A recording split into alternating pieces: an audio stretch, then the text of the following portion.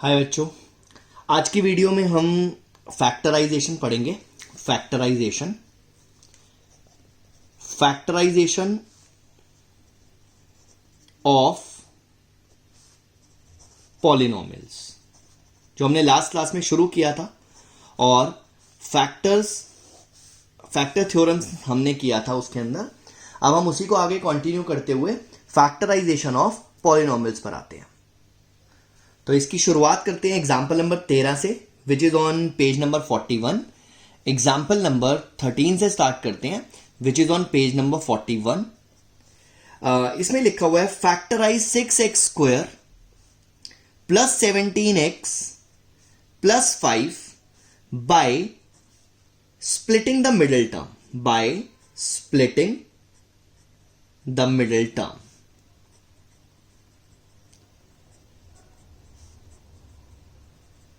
इसमें यह भी लिखा हुआ है and also by using the factor theorem. तो मैं पर्सनली रिकमेंड करूंगा कि फैक्टर थ्योरम वाला जो है वो आप ना यूज करो तो ज्यादा बेटर रहेगा। आप मिडिल टर्म स्प्लिटिंग ही करो, वो ज्यादा इजी है बाय फैक्टर थ्योरम। तो मैं आपको बताऊंगा तो दोनों ही, लेकिन आपने ध्यान रखना है कि आप मिडिल टर्म स्प्लिटिंग ही याद रखोगे तो आप लोगों के लिए ज्यादा बेस्ट रहेगा, क्योंकि ये मेथड थोड़ा सा इजी मेथड है। तो सबसे पहले हम मिडिल टर्म स्प्लिटिंग सीखते हैं। आपके सामने लिखा हुआ है 6x² प्लस 17x प्लस 5। जब मैं 10th क्लास के बच्चों को पढ़ा रहा होता हूं तब भी मैं उनको यही चीज बोलता हूं, और आपको भी मैं यही चीज बोलूंगा कि बेटा ABC जरूर लिखो, इससे कभी गलती नहीं होती। एक क्वाड्रेटिक इक्वेशन है आपके सामने, और एक क्वाड्रेटिक इक्वेशन की general form ax² plus bx plus c होती है। तो आप इस चीज को ध्यान रखना कि जब भी आपके सामने कोई क्वाड्रेटिक पॉलिनोमियल आएगा, this is a quadratic polynomial, तो उसकी जनरल फॉर्म जो है वो ax² plus bx plus c होगा। इस चीज को ध्यान रखना। तो सबसे पहला काम आप लोगों का होगा ABC लिखना। तो मैं ये लिख रहा हूं a is equal to 6, b is equal to 17 and c is equal to 5। इसको लिखोगे तो कभी गलती नहीं होगी, कभी कंफ्यूजन नहीं होगी, कभी कोई भी प्रॉब्लम नहीं होगी। I am 100% sure on this. तो इस चीज का आप लोगों ने ध्यान रखना है। तो आपका सबसे पहला स्टेप होता है आपने AC फाइंड करना है, यानी कि a और c को मल्टीप्लाई करना है, विच इज 30। और जो ये आपका 30 आया, आप इसके फैक्टर्स निकाल लो। मतलब आप ये देखो कि कौन कौन से दो नंबर्स को मल्टीप्लाई करके 30 आता है। तो इस चीज का ध्यान रखना है कि आप इनके फैक्टर्स निकालोगे। देखो ऐसे 1 इंटू 30, 1 से शुरू कर रहा हूं मैं। 2 के टेबल में अगर आता है तो 2 इंटू 15, 3 के टेबल में अगर आता है तो 3 इंटू 10, 4 के टेबल में अगर आता है तो 4, नहीं तो 5 के टेबल में आता है तो दिस इज 5 इंटू 6। उसके बाद इसी तरह से आप आगे बढ़ते हुए चलोगे, 5 इंटू 6, 6 इंटू 5, 7 में नहीं आता, 8 में नहीं आता, 9 में नहीं आता। उसके बाद ये सारे रिपीट ही होंगे, 10 इंटू 3, 15 इंटू 2 एंड 30 इंटू 1। ये फैक्टर्स बनाने के बाद आप लोगों ने क्या सोचना है? आप लोगों ने सोचना है कि इसमें से कौन सा ऐसा पेयर है, इसमें से कौन सा ऐसा पेयर है जिसको ऐड करके बी आ जाए, जिसको ऐड करके बी आ जाए। ध्यान से देख लो, जिसको ऐड करके बी आ जाए या सब्ट्रैक्ट करके बी आ जाए। हो सकता है कि दो नंबर्स अगर आ रहे हैं, लाइक फॉर एग्जांपल 19 और 2 आ रहे होते, तो मैं 19 में से 2 को माइनस करता तो भी 17 आ जाता।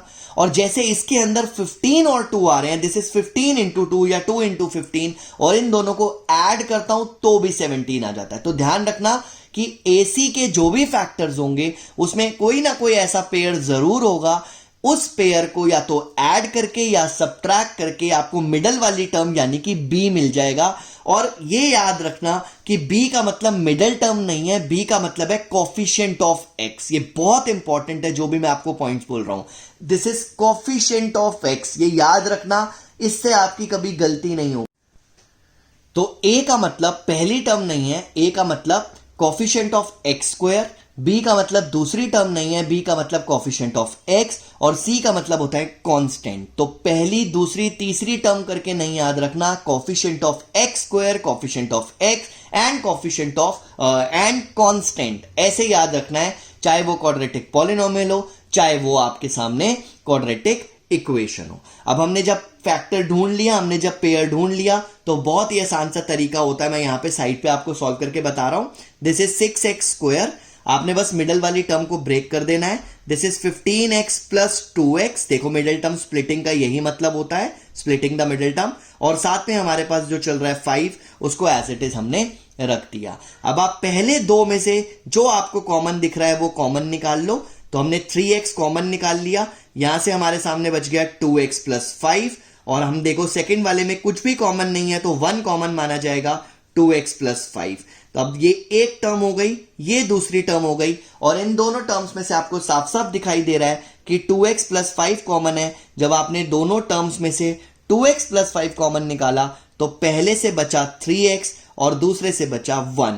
ये भी बच्चे याद कर लेते हैं कि जो कॉमन वाला है वो एक लिख लो और ये 3x प्लस 1 को अलग से लिख लो। बेटा याद नहीं करना। आप देखो ये एक टर्म है जो मैंने मार्क करी, ये दूसरी टर्म है जो मैंने मार्क करी। आपने पहली और दूसरी टर्म में से 2x प्लस 5 को कॉमन निकाल लिया, तो यहां से बचा 3x और यहां से बचा 1। ये हमारा एक्चुअली में फैक्टर हुआ। तो हमारे पास दो फैक्टर्स आए इस पॉलिनोमियल के, 2x plus 5 and 3x plus 1। अब इसी polynomial 6x square plus 17x plus 5 को हम फैक्टर थ्योरम से सॉल्व करते हैं। मैंने पहले ही बोला बेटा, मैं आपको बता तो रहा हूं, लेकिन ये मेथड कॉम्प्लिकेटेड होता है, इस चीज का ध्यान रखना। तो फैक्टर थ्योरम से इसको सॉल्व करने के लिए आपको ये याद रखना है कि जो भी x स्क्वायर का कोफिशिएंट है वो नहीं होना चाहिए। तो सबसे पहले हमने क्या किया, हमने x स्क्वायर के कोफिशिएंट को हटाने के लिए पूरी इक्वेशन को 6 से मल्टीप्लाई और डिवाइड कर दिया। तो मैंने ये 6 को बाहर लिखा और 6x स्क्वायर को भी 6 से डिवाइड किया, 17x बाय 6 को भी डिवाइड, यहां पे 17x को भी डिवाइड किया और 5 को भी डिवाइड किया। ये करने के बाद 6 को बाहर रखा, देखो यहां से ये आया x square plus 17 by 6x and plus 5 by 6। क्योंकि यहां पर मुझे a जो है वो 1 चाहिए, तो फैक्टर थ्योरम थोड़ी सी इजी हो जाती है। तो इस चीज का ध्यान रखना, वरना हमारे लिए सोचना मुश्किल होता है। Factor theorem is basically a hit and trial method, कि आप हिट एंड ट्रायल करोगे और चेक करोगे कौन कौन से इनके फैक्टर्स हैं। तो मैं आपके सामने यही चीज आपको बता रहा हूं। तो जब आप a और c को मल्टीप्लाई करोगे तो वो आएगा 1 इंटू 5/6 यानी कि 5/6। तो आपने 5/6 के जो भी फैक्टर्स हैं वो सारे लिखने हैं। तो देखो यहाँ पे पॉजिटिव नेगेटिव सब आते हैं, तो 1/2 ये फैक्टर हो सकता है, पॉजिटिव नेगेटिव 1/3 फैक्टर हो सकता है, पॉजिटिव नेगेटिव 5/3 फैक्टर हो सकता है, पॉजिटिव नेगेटिव 5/2 फैक्टर हो सकता है, पॉजिटिव नेगेटिव 1 फैक्टर हो सकता है। ये मैंने सारे फैक्टर्स लिखे किसके, 5/6 के। मैंने 5/6 के फैक्टर्स लिखे हैं, इस चीज को आपने ध्यान रखना है। अब हम हिट एंड ट्रायल यूज करते हैं। हमने सबसे पहले पॉलिनोमियल में 1/2 को पुट किया, हमने सबसे पहले पॉलिनोमियल में ये 1/2 पुट किया। तो आप इस पॉलिनोमियल में पुट कर रहे हैं, ध्यान से देखना, आप p 1/2 निकाल रहे हैं बेसिकली। तो दिस इज 6 इंटू 1/2 का स्क्वायर प्लस 17 इंटू 1/2 प्लस 5। जब आप इसको सॉल्व करोगे तो देखोगे कि ये सारी टर्म्स पॉजिटिव हैं, तो ये कभी जीरो नहीं होंगी। अगर ये जीरो नहीं है तो इसका मतलब 1/2, मतलब ये 1/2 हमने पुट किया है। तो देखो जरा, अगर pa इज इक्वल टू 0 होता है तो x minus a is a factor of px। यही मैंने आपको फैक्टर थ्योरम में बताया था, बट ये pa 0 नहीं आ रहा, इसलिए x minus 1/2 is not a factor. तो आप हिट एंड ट्रायल करते रहोगे, फिर आप माइनस का 1/2 डालोगे, इससे भी 0 नहीं आएगा। फिर आप यहां पे डालोगे 1/3, इससे भी 0 नहीं आएगा। फिर आप डालोगे माइनस 1/3, इससे 0 आ जाएगा। तो इससे आपको एक फैक्टर पता चल जाएगा, x प्लस 1/3। तो ये x प्लस 1/3 इस पॉलिनोमियल, ये जो अंदर वाला पॉलिनोमियल है, इसका एक फैक्टर आ चुका है। ऐसे ही जब आप p माइनस का 5/2 डालोगे, ये भी मैंने हिट एंड ट्रायल से बता दिया आपको कि जब आप माइनस का 5/2 डालोगे तो ये भी 0 आ जाएगा, यानी कि x प्लस 5/2 भी एक फैक्टर आ गया इस अंदर वाले पॉलिनोमियल का। मतलब आप इस तरह से लिख सकते हो, इसको 6 बाहर चल रहा है, ब्रैकेट में x प्लस 1/3 और x प्लस 5/2। हमने एलसीएम लिया यहां पर 3x प्लस 1 डिवाइडेड बाय 3, और यहां पर एलसीएम लिया 2x प्लस 5 डिवाइडेड बाई 2 और बाहर चल रहा है 6। और देखो जरा, जब मैंने इसको काट दिया तो मेरे सामने दो फैक्टर्स आ गए, 3x + 1 और 2x + 5। और याद करो, अभी हमने थोड़ी देर पहले जब सॉल्व किया था तो यही दो फैक्टर्स आ रहे थे इस वाले पॉलिनोमियल्स के। मुश्किल लगा ना, तो इसीलिए मैंने पहले ही मना कर दिया कि आप इस मेथड को फॉलो नहीं करोगे। मैंने आपको बताया तो है, क्योंकि एनसीईआरटी में दिया हुआ और हम एनसीईआरटी को ही सॉल्व करने बैठे हैं, तो मुझे बताना तो है आप लोगों को, लेकिन आप लोग ध्यान रखोगे कि आप इस मेथड को फॉलो नहीं करोगे। कई जगह पे ये मेथड इजी भी लगेगा, जैसे एग्जाम्पल नंबर, अगर हम 14 की बात करें, देखते हैं एग्जाम्पल नंबर 14। एग्जाम्पल नंबर 14, इसमें लिखा है y² - 5y + 6। इसको फैक्टराइज करना है हमने by using factor theorem. Specifically लिखा हुआ है फैक्टर थ्योरम। एग्जाम में ज्यादातर टीचर्स नहीं देते हैं फैक्टर थ्योरम, तो इस चीज को ध्यान रखना। तो आपको इसकी ज्यादा प्रैक्टिस करने की जरूरत नहीं है, बस आपको पता होना चाहिए। देखो, ये ऑलरेडी x² यानी कि यहां पर y² है, y² का कोफिशिएंट 1 है, तो मुझे डिवाइड वगैरह करने की जरूरत नहीं है। तो मेरा AC यहां पर आएगा 6, और 6 के सारे फैक्टर्स देख लो आप कौन कौन से होते हैं। वो होते हैं +-1, +-2, और आपका +-3 और +-6। तो ये आपके सारे के सारे फैक्टर्स मैंने लिखे यहां पर, +-1, +-2, +-3, ये सारे फैक्टर्स हैं हमारे 6 के। तो अब हम देखते हैं, एक एक करके ट्राई करते हैं। यहां पे हमने सबसे पहले डाला 1। अगर मैं इसको PY बोल रहा हूं तो मैं Y की जगह पे पहले डाल रहा हूं 1, तो ये आएगा 1 - 5 + 6, तो ये आएगा हमारा 7 - 5 यानी कि 2, which is not equal to 0। फिर हमने डाला यहां पर -1, तो ये -1 का square, -5 × -1 + 6, this is 1, +6 +5 + 6, this is also not equal to 0। फिर हमने डाला यहां पर 2, तो यहां पर डाला 2 का स्क्वायर, -5 × 2 + 6, जब हमने इसको सॉल्व किया तो आया 4, -10 + 6, तो देखो ये आ गया 0 इजीली। तो मुझे पता चल गया कि x - 2 is a factor of PY। तो एक फैक्टर मुझे मिल गया। फिर मैंने आगे देखा 3 डाल के, तो यहां पे आया 3 का स्क्वायर, -5 × 3 + 6, दिस इज 9 - 15 + 6, ये भी हमारा 0 आ रहा है। यहां पर 9 + 6 15 होते हैं, तो इसका मतलब x - 3 भी एक फैक्टर मिल गया मुझे, is a factor of PY।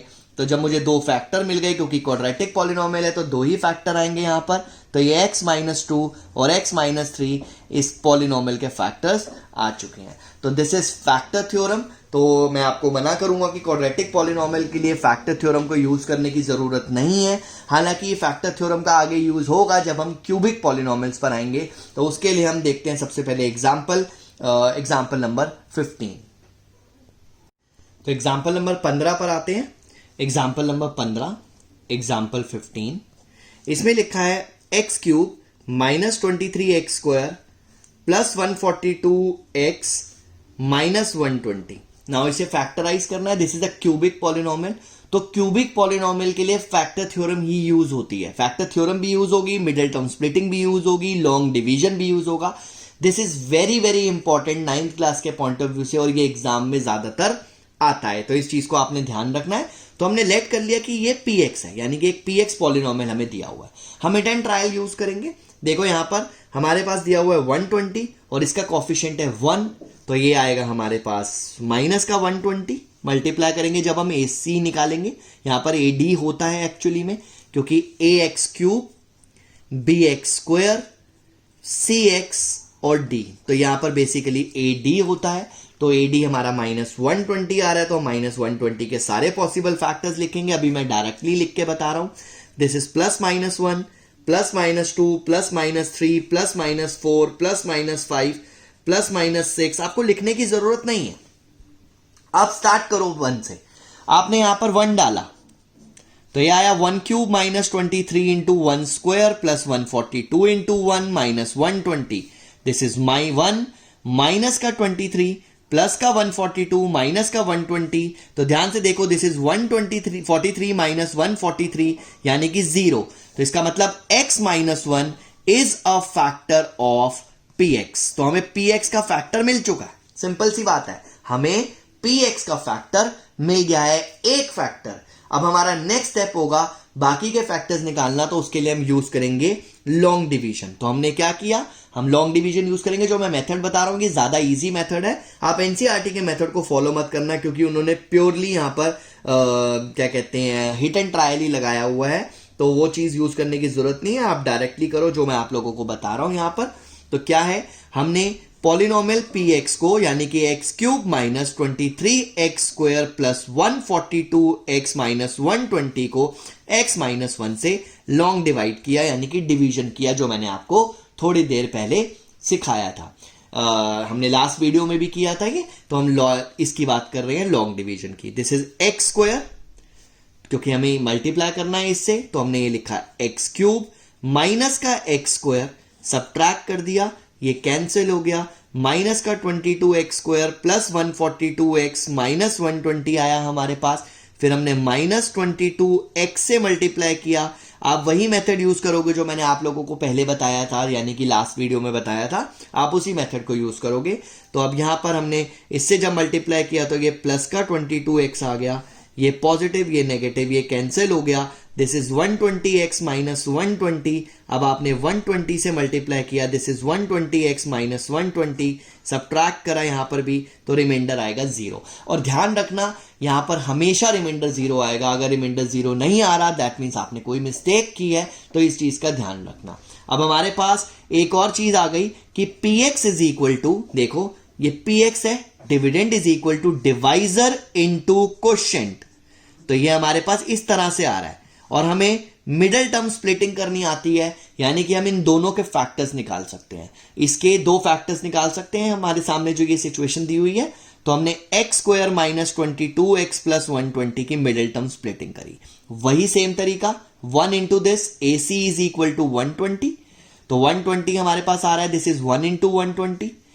2 से करेंगे तो 2 इंटू 60, 3 से करेंगे तो 3 इंटू 40, 4 से करेंगे तो 4 इंटू 30, उसके बाद 5 से करेंगे तो ये आ जाएगा 5 इंटू 24, उसके बाद 6 से करेंगे तो 6 इंटू 20, इसके बाद ये होगा 8 इंटू 15, इसके बाद होगा 10 इंटू 12, और उसके बाद 12 इंटू 10, और ये फिर आगे बढ़ता जाएगा 15 इंटू 8 इस तरह से वापस। तो हमारे को साफ साफ दिखाई दे रहा है कि हमें चाहिए मिडिल वाली टर्म यानी कि 22, और हमारे पास ये 10 और 12 के जो फैक्टर्स आ रहे हैं हम इसको बना सकते हैं। तो इसको आगे सॉल्व करते हैं। तो x square minus 22x plus 120 के हम फैक्टर्स निकाल रहे थे। तो this is x square, minus को हमेशा बाहर ही रखो, कंफ्यूजन नहीं होती। हमने 22 बनाना है तो 10x प्लस 12x हमने लिख दिया, plus 120, this is x square. अब माइनस से ओपन कर दो, आप लोगों को इसमें बहुत हेल्प मिलेगी अगर आप माइनस को अलग से रख के करोगे। तो x कॉमन निकाल लिया, x माइनस 10 आ गया, माइनस 12 कॉमन निकाल लिया, x माइनस 10 आ गया, this is x minus 10 and x minus 12। तो ये हमारे दो और फैक्टर्स आ गए इसके।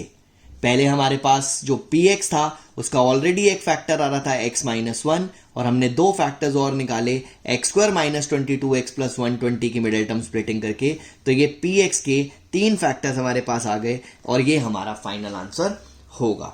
अपनी नेक्स्ट वीडियो में हम 2.4 एक्सरसाइज करेंगे और आगे और बहुत सारे क्वेश्चंस करेंगे। 2.4 के अंदर बहुत सारे क्वेश्चंस है फैक्टराइज करने के लिए, तो वो सारे क्वेश्चंस मैं आपको सॉल्व करके दिखाऊंगा। तो जो भी आपके डाउट्स होंगे वो सारे क्लियर भी हो जाएंगे, और आप लोगों को इसकी प्रैक्टिस भी हो जाएगी।